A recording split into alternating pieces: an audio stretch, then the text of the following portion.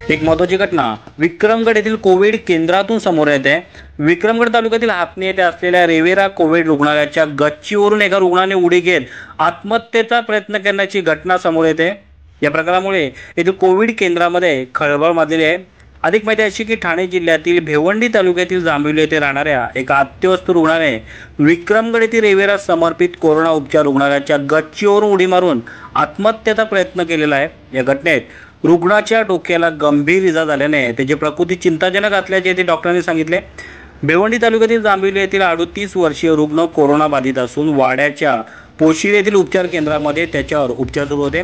मात्र तो अत्यवस्थ झाल्याने त्याला अतिदक्षता कक्षात उपचाराची आवश्यकता होती। त्याला शनिवारी रात्री विक्रमगड येथील रेवेरा रुग्णालयात दाखल करण्यात आले।